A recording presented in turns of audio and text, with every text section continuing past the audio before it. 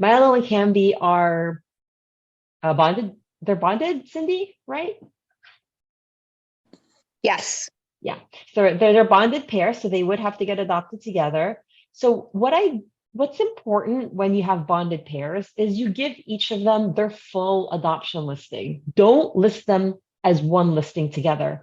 You want people to get to know them as unique individuals, but I'll show you how I highlight that they have another kitty that they're bonded with. And the reason why I like to do that is I think you lose a little bit when you try to meld two personalities into one listing. You don't get that richness and that connection that people will have. But also, someone might get attracted to like one type because many times the bonded pairs have very different personalities. And I've seen one is more outgoing, one is more shy. And so someone might be super attracted to one of the listings, and usually it's the more outgoing one. Click on it, see, read up on the cat, see the video, and then we'll see them together and see that they're bonded. And if that person was open to two cats, then they'll go check out the other one. We hear it.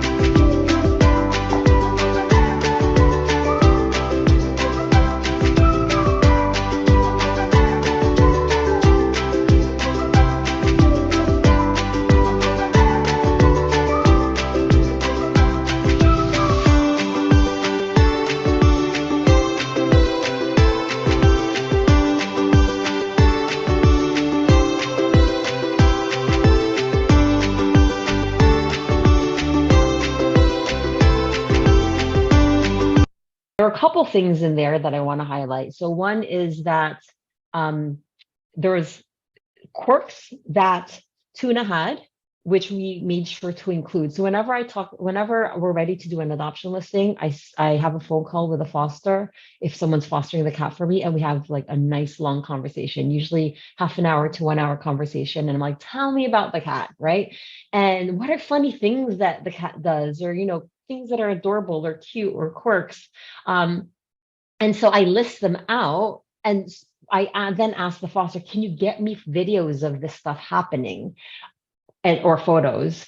And, one of them was Tuna would he got so intent on playing, he kept running into the wall because he would run, slide and hit the wall trying to get the wand toy. Unfortunately, we couldn't get that in a video. We just couldn't catch it when it happened. So that wasn't in there, but I did highlight it. And then the other funny things where he sleeps between the backpack and the chair. And then also another one was he would sleep on top of the jacket. So the photos and videos you saw there were actually a combination of photos and videos that two different fosters gave to me, because they spent time at one foster and then she had to travel for quite a long time. And so they switched to another foster. So what I did was before I had already talked to the first foster about capturing these photos and videos up front, and I had her send them to me before they moved on to the next the next foster. So again, I had even that chat of what are funny and cute things they do before they left that first foster. And then you also saw how I then insert the other cat when we have a bonded pair. I then insert the other cat towards the end of the video once you get a sense of the personality of the primary cat. And I'll even reuse the same video clips for the other cat's posting. So then I'll have, you'll see shortly, here's stuff about that other cat. And then at the end, it's kind of the same information and about they're bonded, they love each other, what are they like together, look how cute they are together, etc. Another thing is you'll see the difference in the sound, the music, and the style, because Tuna and Scallop had very different personalities, which you'll see shortly. And so you want to try to make the music match the personality of the cat. Right before I sit down to work on an adoption, it actually takes me a good 3 days to work on one adoption listing because part of it too is I sit down and I think about what is the personality of the cat, and I'll literally just sit there and let it percolate in my head and flip through old photos and videos of the cat and try to imagine what's the cat like. Questions you could use to prompt yourself is what famous person is this cat like? So you'll see, like for Trout, I gave him I was like, oh, he's kind of like a James Dean, right? So we went with a James Dean persona. So think of what kind of persona the cat has if you're a little bit stuck, and that might help you come up with your theme. So this is Scallop, his brother, and quite different.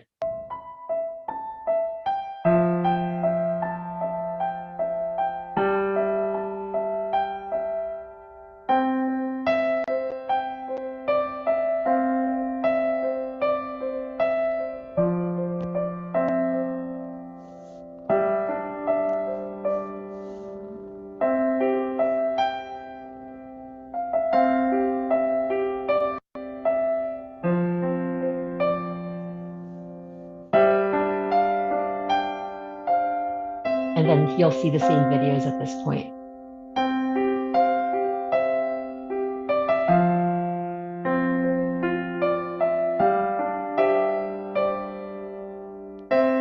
And then I'll tell you, find out more about his brother or the bonded one, and I'll put the description of the other cat in there as well. And you always want to end, oh, no, that's not mine. You'll always want to end the listing with at least like 2 to 3 seconds of the email address to contact if someone's interested, because you don't know how they're going to see this video, right? They may see it through the adoption listing, which will have the email address of the rescue or your email address to contact. But what if, they see it for some reason in another medium? So what I do is I also post, what do I do? So what I do is I post these on Instagram, but I usually don't get adopters in Instagram. I do also post these on a YouTube channel, so Hopewell Rescue's YouTube channel, and then I put a YouTube link in the adoption listing, so I don't have to keep uploading it to different adoption listing sites. I just put the YouTube link. So if someone happens to see it in YouTube, all the information they need is embedded in the video itself. But you see how like the Scallops video is quite different in terms of feel and the emotions that it stirs up in you versus Tuna's. So when I first started listing, I used to always list a video because I did know that when I was looking to adopt, only the listings with a video caught enough of my interest to inquire because it gave me a good idea of the personality of the cat. But literally I would take like one snippet, right? Like, I don't know, a video of the cat playing, a video of cat snuggling, and just take that one snippet and put it in. Then I started realizing, wow, I could really leverage this video a lot more and turn that into the cat story where, I got the idea from like the Dodo videos where they're super heart-wrenching, but they squeeze all that in such a short amount of time with the text and the collage. So I started doing it this way. And so many times the adopters who inquire about the cats that I post tell me, it's like, wow, that video, they usually comment about the video. And unless the cat's a senior cat or a bonded pair, because those are harder to get adopted, I'll usually get a good 15 inquiries within the first night or first 24 hours when I post the cat, which is pretty decent actually, right? Because it really gets people to at least want to know more. Instagram has a 60-second limit for videos. 1 minute. No, I'm sorry. Yeah, 60-second, 1 minute limit on videos. And it's really hard to get all the videos you want to fit in 60 seconds. So you have to edit ruthlessly. But what it also means is that what you end up with is going to be much better than if you didn't edit ruthlessly. Because I noticed if I am allowed in an adoption listing to post, because I can post it to YouTube and put it in the adoption listing, since I'm allowed to post more than 60 seconds, I still don't. Because I know when I look at videos, if it's longer than 60 seconds, I start to scroll away. I'm like, okay, it's too much, taking too long. So you really want to make sure you get all your point across in 60 seconds. And then the good thing is you can reuse that same one for Instagram and everything else as well. Okay, so I'm going to show you a couple, and what I want you to look for as I show you a couple of examples is, again, you want to think ahead of time before you create the video. What is the personality of the cat? So oftentimes the order I do this is a bit backwards. I actually think of the person. I jot down some stuff about the cat. I'll think about the personality of the cat. I'll create the video because that drives what kind of videos I want to record. Then after I create the video, I go and write the copy itself. So a bit backwards, but I find that the whole experience of creating the video and thinking about the emotion I want to elicit in the video helps me come up with better copy for the listing itself. So a couple of things you're going to notice. I always highlight the quirky things, the special things about the cat, how the cat is. I always show videos of how the cat is with a human. So there's always going to be well, not always, whenever I can, whenever it's possible. So maybe for you, Cindy, for Milo, it's not so much that you'll be in frame, but you'll have a video snippet of you talking to Milo and Milo talking back to you, or can be doing the same or whatever it be. But we do want to show something about them interacting with a human. I like to show a snippet of the cat being cute. And definitely if the cat does play, I will also show a little snippet at the end of the cat playing. Unless the highlight of the cat is the playfulness, then you'll see more of that playfulness throughout the video.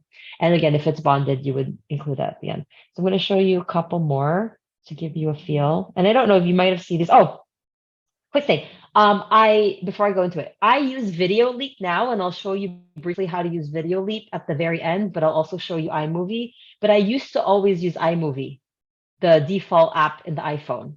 And it works just as well. I just feel like it is a little bit more limiting. So Video Leap, I think I spent like $60 for lifetime purchase type of thing. And I love the app. They actually get a lot of requests to make an application for the PC and the Mac, but they refuse. They're like, we're only going to do it on the phone. But if you don't want to, you can just use iMovie. So here's an iMovie one. You can see it now. Thanks for saying that. Oh, now the sounds. There we go.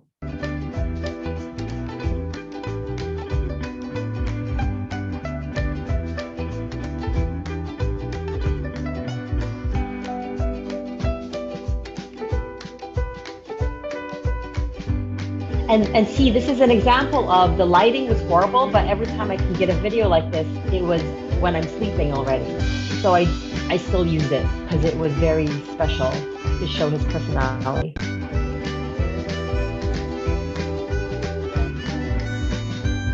And the lighting is not perfect because it's literally just my bedside lamp.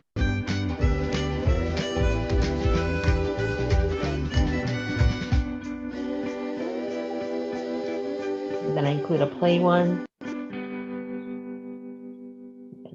So sometimes I'll use a simple photo at the end, or I'll use a simple video at the end, or I'll just use a photo.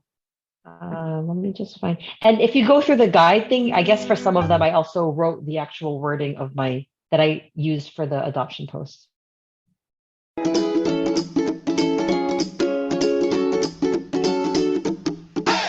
I'm sure some of you have cats like this, so definitely. Oh, what happened? I like to show when they crawl on the legs, or when they come wait for you at the kitchen.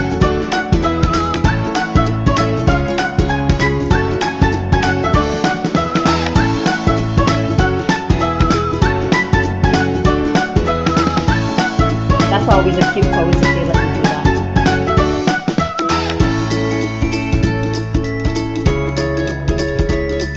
See, that was in a room, so I stood by a window and put my phone against the window to record it with the lighting. This one, I love it because I actually had a hard time coming up with his persona.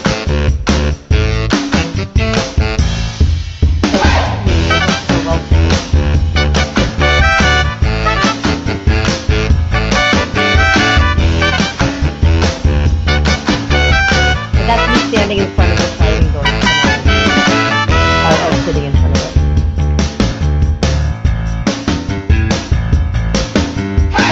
And see how he never sits in my lap, so I just called it that he does drive-by, right? You can always just think positive.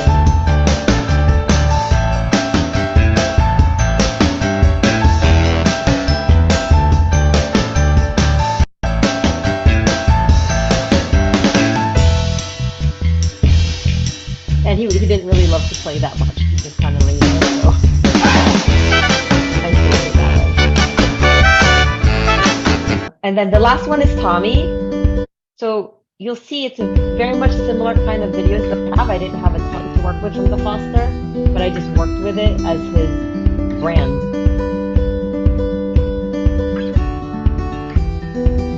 And the lighting's not perfect, but it's still gets the emotion across.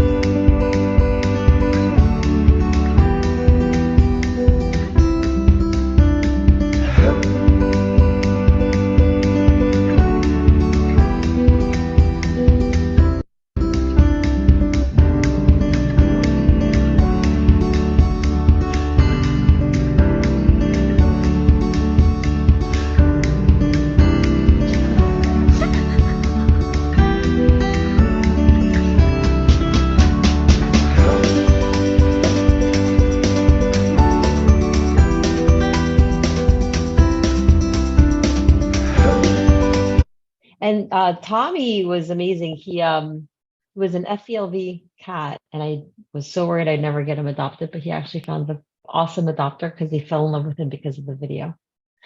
So someone on Instagram saw him, forwarded it to a friend of theirs, and was like, "This cat might be the cat for you."